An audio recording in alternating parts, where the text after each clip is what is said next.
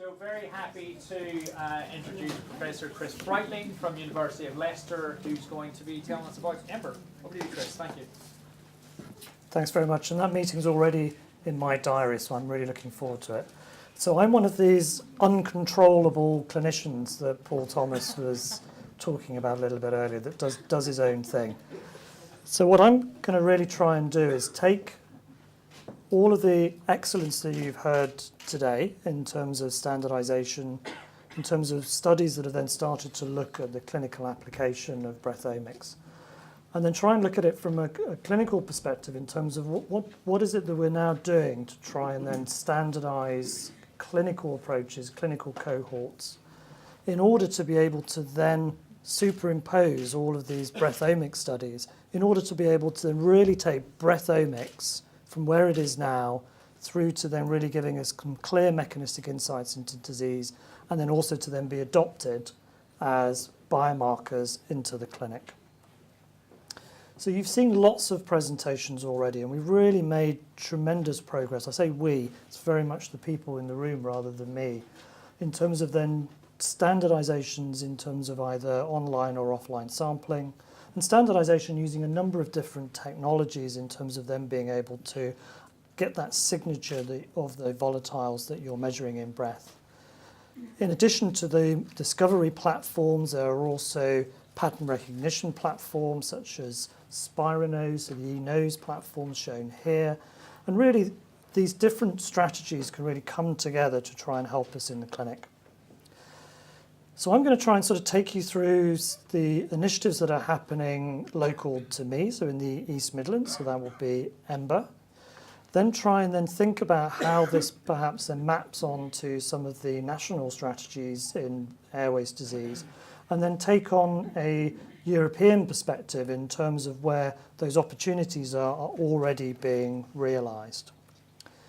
So you've heard from a number of speakers already today about the Ember Centre. So this is a East Midlands Breathomics pathology node. So it's funded by the Science Councils, the MRC and the EPSRC. And we have two founding university partners, the universities in Loughborough and Leicester, together with the Hospital Trust. And the Hospital Trust serves the entire Leicestershire region, so it encompasses both of the universities.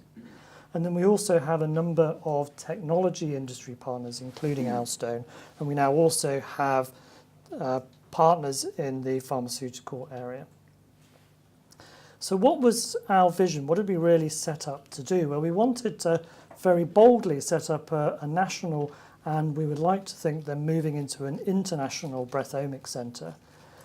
We wanted to be able to set up the capability to improve the diagnostic capability of breath, to then use that to start to classify and stratify patient groups. Coming back to what Steve Fowler was saying earlier today around that phenotyping of patients, to understand diagnosis, prognosis, and response to therapy, theragnosis. To do this, we really needed to set up the standardization and validation that you've already heard about today. And we also recognized that there was not only a capacity gap in terms of technology, but a capacity gap in terms of people. So really trying to raise awareness of the importance of breathomics in order to really try and then build the next generation of new pathologists. And this was funded through these pathology nodes initiative. And with this, the focus had really been to focus on molecular pathology with as you can imagine, most of these centres are very much focused on genetics and transcriptomics, which is more traditional. But we were also fortunate for the MRC and EPSRC to recognise that breathomics could also sit alongside these other omics strategies.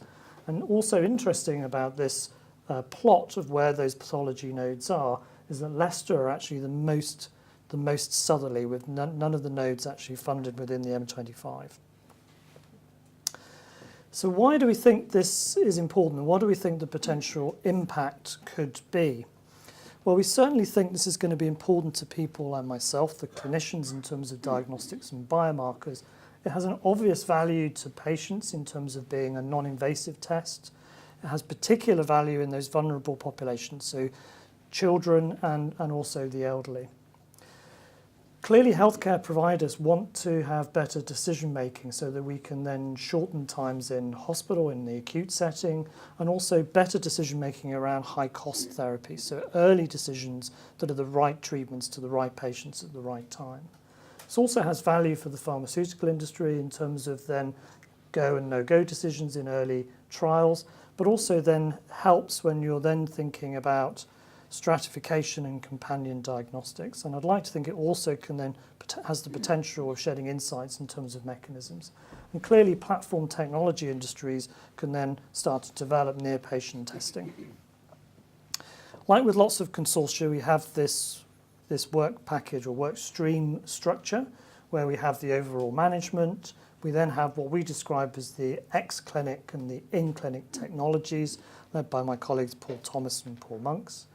We then have the clinical studies, which I'll tell you a little bit more about, which is led by Salman Siddiqui. And then we focus very much as well on training and the dissemination and exploitation. And then we had this very simple structure here, which would be familiar to you in terms of other sort of consortia. The MRC in particular always want value for money, so they mandated that we had a really clear delivery in terms of these milestones where we had to set things up. And although we weren't setting things up in a war zone that Paul described earlier, if you've been to some of the acute settings in Leicester, you might think it is a war zone within the NHS. So clearly it's a really challenging environment with very sick patients. So we really took on the toughest task of not just seeing patients in an outpatient setting or just in a research clinic, but actually taking samples embedded into the acute service. So that was a real challenge. And that was then being done in order to then set up the discovery data set and then also then to go into a validation cohort. We also wanted to, right from the get-go, think about longevity of the consortium. So we've also added in our milestone 5, whereby we've then been able to successfully get industry partnerships, which are then going to be involved in helping us through that data and sample sharing process that you were hearing about, the data header, such that we can then really get that right very early on, where we can then start to externalize the data. So clearly that will then enable us to then be able to work with other groups and start to really take the technologies into new disease areas. So the areas that we've focused on is we've focused in the acute setting, which I'll come back to in a moment, but we've also focused on longitudinal cohorts of patients with chronic airways disease. We've been starting to look at patients who are receiving biological therapy in the clinic to then use Breathomics to try and understand which patients respond to these high-cost therapies. So these are ongoing studies. But the funding really was also focused on this acute setting study, whereby we really wanted to try and understand, is there a breathome that then distinguishes different causes of acute breathlessness in the acute setting, and also whether there was ways of then dissecting the heterogeneity within those individual patients. So we know that there's an enormous burden of acute breathlessness into the acute medical service, and indeed it's the commonest presenting problem for patients coming into any hospital, but in particular a hospital where I work, where it's a cardiorespiratory unit. We already know that there can be challenges in terms of the diagnosis, and although we have existing biomarkers such as C-reactive protein for infection and brain natriuretic peptide for heart failure, that each of these biomarkers and others really have limited predictive values and diagnosis of acute breathlessness, such that uncertainty still remains in about a third of the patients that we see. So what we then did is we then set up this clinical paradigm whereby the devices are actually taken to the clinical setting. So there is a room in which a trolley, which has a variety of the different systems, including the receiver device, also ion mobility spectroscopy. Patients are then also taken to a PTR-MS device, and we also now have a CMS device. And all of this is then done within the acute setting. And there are people in the room here who I think are probably delighted they're here today rather than actually having to sit on the acute setting and actually do all this work. So we then have a very standardised protocol in terms of the breath collection, but also a very comprehensive collection of clinical metadata, which is then undertaken during the acute period and then also repeated after recovery within that individual patient. So this is what we're doing in terms of an East Midlands initiative, and this is now being extended to then start to look at biological therapy studies that are being done nationally through the UK-funded RASP severe asthma programme, and also will be included in some of the other national initiatives. So I'll leap from the UK, and I'm a Europhile and still mourning the decision a couple of years ago, and in this... There's still time. I was about to say, it's still dreaming that there's going to be another people's vote and the decision will be correct this time. So I'm closely involved in the European Respiratory Society, and I'm telling you about this because this is already now an opportunity to really drive the research agenda across Europe. So this is agnostic to the European Union. So this is just bound by geography rather than by politics. So it's the largest respiratory organisation in the world. To give you a flavour, the annual meeting attracts between 20 and 25,000 individuals each year. So it's a huge organisation. It goes beyond Europe. For those of you who can quickly spot that, there are not 160 countries in Europe. So it actually now essentially is the biggest world organisation for respiratory medicine. And it has these three pillars in terms of science, education, and advocacy. So in the Science Council, which I'm will be leading from next year, one of the key areas is really now it's developing this strategy to try and drive research through what's called the clinical research collaborations and now also the research agency. And I've been very much involved so far as the director of the clinical research collaborations. So why is this important? Well, this is important because we now have different disease areas, so different domains of respiratory disease, which are then covered within respiratory medicine. And these are then described with these pictures here. So you have airways disease, you have scarring lung disease, interstitial lung disease, you have pediatric respiratory medicine, you then have vascular disease, you have acute intensive care patients. So we've heard earlier about how you could then do real-time analysis in intensive care. We then have respiratory infections, we have sleep medicine, and we also have thoracic oncology, which now will include lung cancer. And the respiratory medicine departments are the gatekeepers for all of lung cancer therapies and diagnosis within Europe. And then mapped onto these, which you won't be able to see the individual names, are these individual clinical research collaborations. And some of those are already beginning to embed Breathomics into their programs. So you have examples there, so early lung disease, which is CADSED, severe asthma, SHARP. You also have space in pediatric, children's pediatric severe asthma network. And all of these are beginning to actually include Breathomics, and others have the capacity to do that. We also have standardization. So one of these, which was in very small letters, is GLI, which is the Global Lung Initiative. And this is about global standardization of all of the technologies we use in respiratory medicine. So this is focused to date on standard physiological measurements, but it's now going to take on exhaled nitric oxide. So it will then be providing the normative values and the agreed world standards for how we measure FeNO and how we interpret FeNO. So that will be within the ERS. So without any doubt, if Breathomics is going to have a place in respiratory medicine, then it will need to go through the GLI for normative values and standardization, and it will need to then be embedded in a very formal way within each of these CRCs within the ERS. So to give you an example of the scale of some of these, this is just one of them. So this is EMBARK. So this is a CRC which is then looking at bronchiectasis. And in this, they really started off by just developing a registry of all of the centres that were able to upload patient metadata onto their database. And they've been able to then recruit a very substantial number of centres. So they now are in 23 countries. their ambition to have 10,000 patients on this registry was actually achieved last month, so this is now going beyond 10,000 already. And in their second stage of funding, they're now collecting a biosample resource, which at the moment doesn't include breath samples. But clearly this would be a really good network to then be thinking about how do you then embed Breathomics and then think about how that could be important in terms of clinical decision making. It's a bit similar to the question I had before. You said that you had standardized a standardized methodology to sample in your participants in one of the studies that you had presented. I don't recall. So, and how is it done then? So for the EMBA protocol, it's exactly what Paul described in the last presentation. So Paul's leading the work stream 2.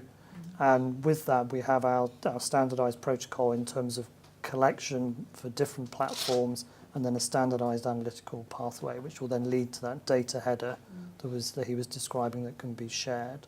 So what we want to do is then introduce those similar strategies together with industry partners such as Alstone to then try and then have a standardized way that we can then look at that and then cross-validation across different technologies and across different registries. Does that answer it? On the sampling, but there is not standardization there, I think. Yeah? So the sampling there absolutely is standardization to the nth degree. So we use the receiver device. We then have the SOPs have rigorous QA/QC training. It's extremely well standardized. And one of the things that the ERS is now adopting through the ERA is to try and develop these kind of standardized protocols that it will then apply to those registries. So it will act as a governance structure for SOPs. And because we also then have the Global Lung Initiative, if we then have a community agreed standard operating procedure for sample collection, then in respiratory, I can't speak for other disease areas, in respiratory, the gatekeeper to make that happen for the next 3 years is me. So I will try very hard to make sure that happens.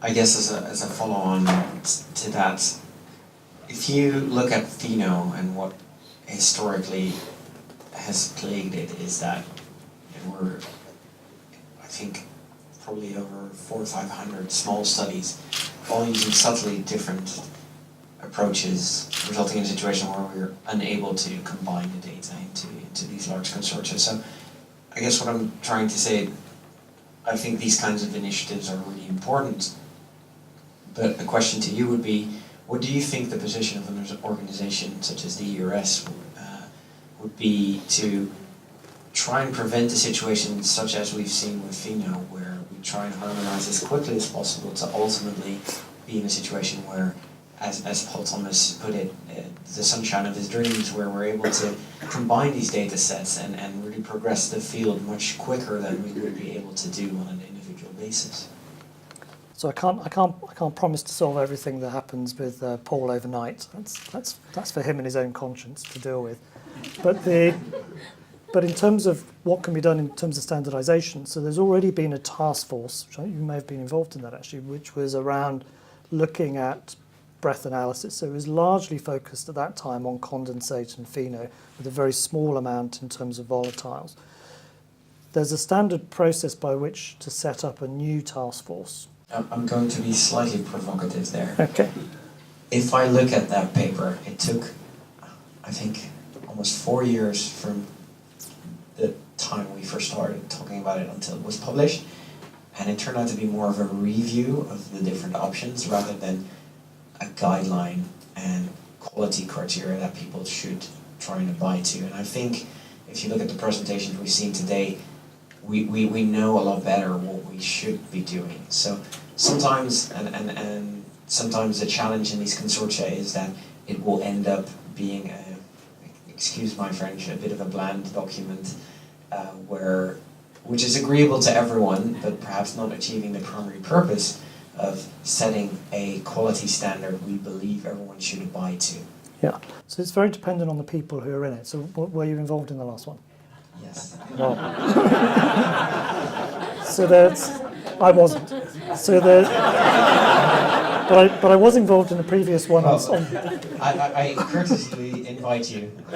So I was to be involved chairing in. the next one. Thank you. So I was involved in one that was looking at sputum analysis, and that was actually done very quickly, and then was then the standardised approach that was done internationally and really took the field forward very quickly.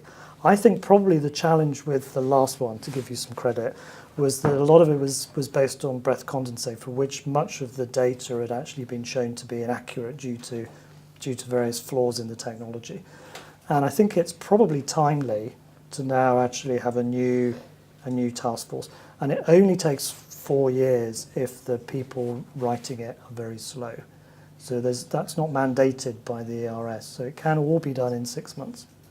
Great. And in that case, I encourage everyone in this room who is interested in standardization to come and see me and Chris, and then we'll see what we can do over there. So I have to be slightly independent because I'm the one who decides whether to audit a task force or not. Fantastic. That's sorted then. Excellent. Time for one more question. No? Thank you, everyone. Thanks, Chris, again, for that.